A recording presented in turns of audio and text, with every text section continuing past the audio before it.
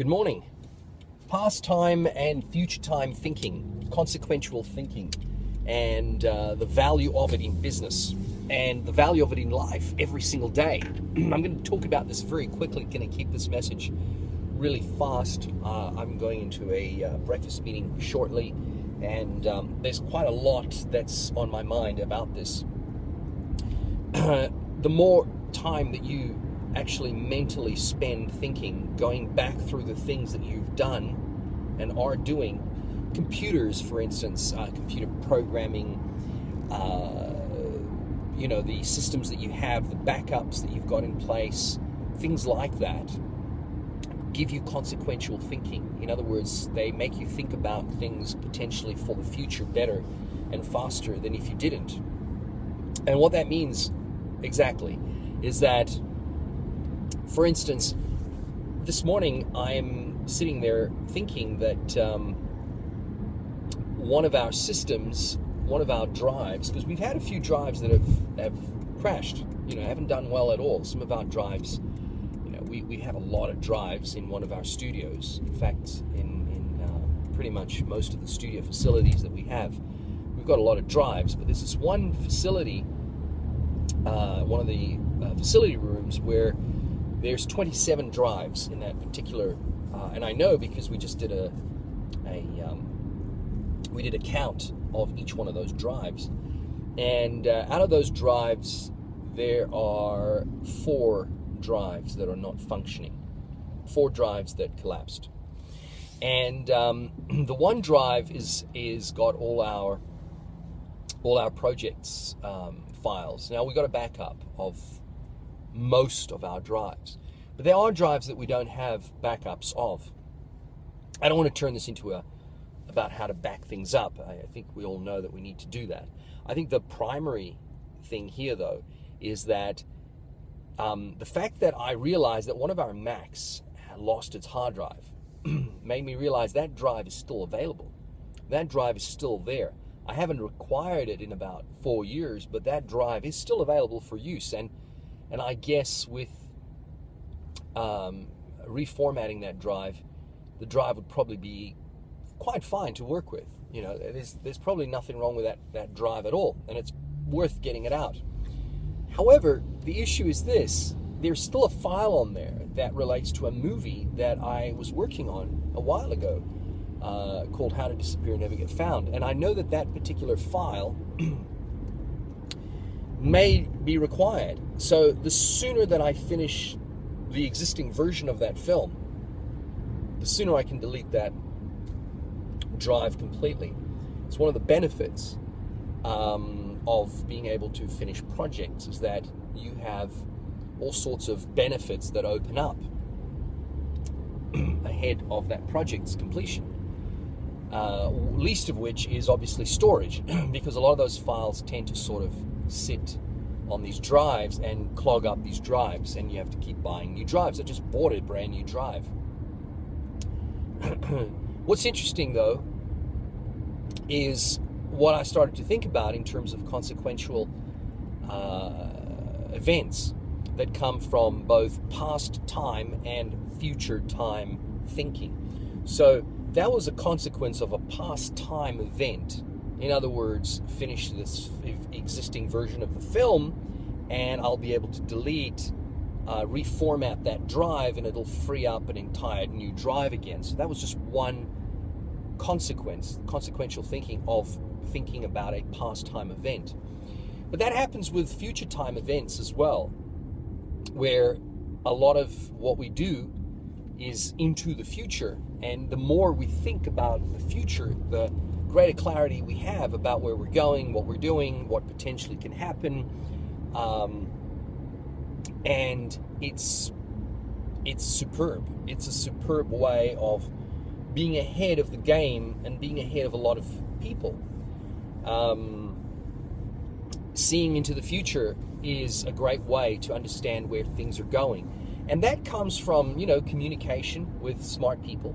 It comes from reading, and I'm talking about existing books that are out there. Although books, you've got to remember, as great as books are, especially in terms of business books, they tend to age really quickly. So you have to understand, I remember going into a meeting a while ago and somebody was talking about re-engineering the business, and I'm thinking, I know that is like a 1980s book that I read, and this guy's still bringing that up.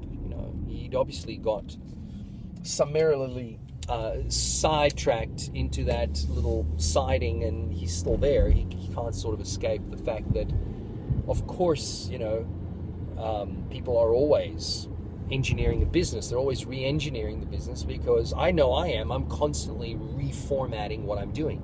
I'm constantly rethinking what I'm doing, because I know that what's happening in the future is something that I need to capture now, and I need to be thinking about the future now. So consequential time framing, consequential visualization is really important. But what it does is it really opens up extraordinary opportunities for you and where you're going. I thought that was interesting, that we need to spend time both thinking backwards and forwards. Now, when I say backwards, I'm not talking about meditation or reflection. Reflection, as Carlos Castaneda used to say in his books, Active Side of Infinity being probably the one that's most remembered for that, was that reflection is quite dangerous. You can overly reflect something, and you can spend a lot of your time stuck back in time. So you must be careful not to overly reflect. And I'm not overly reflecting on, as you heard from what I just said, from people or situations. I'm reflecting on vision. I'm reflecting on what I've seen in terms of vision in my past, but also in terms of items and technologies. And there's a great book out there, and it's not a book well spoken of. In other words, not many people have spoken of it, and it doesn't come up regularly at all. But it's a great book that you probably should read. And it's called The Second Self.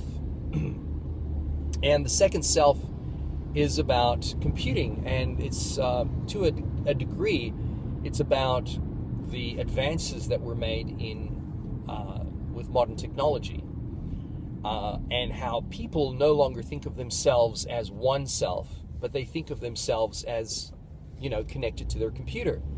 They think of themselves, and it's not Kurt Weiler, his book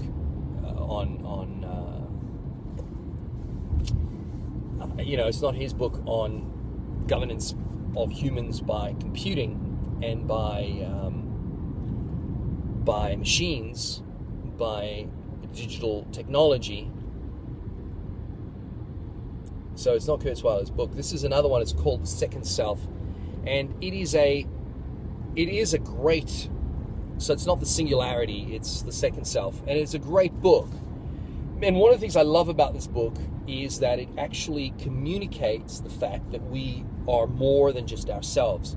We encompass, we bring in, we net in other technologies as part of who we are. And our computer is our second self. We think of our computer as us, as part of us. We now know we can do certain things because we've got that computer, or computers.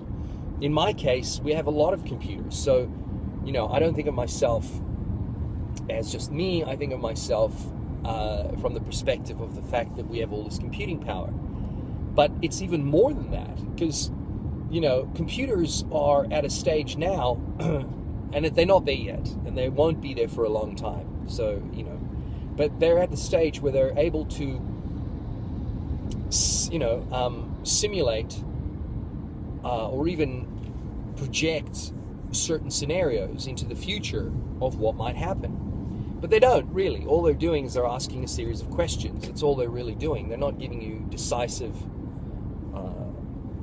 thoughts. They're saying, have you thought of this? And this might happen. What if this happens? And so it's kind of a program based on a worst case scenario. The book, if you read the book, you'll understand where I'm coming from with this as well. So what these programs are in essence doing is they're asking you, have you considered the worst case scenario? So it's projected consequential thinking and also retrospective or reversive thinking. And we need to be thinking about that all the time, both in our businesses and in our lives. I hope that's helped. I hope that's worth thinking about, and we'll talk later. Thank you.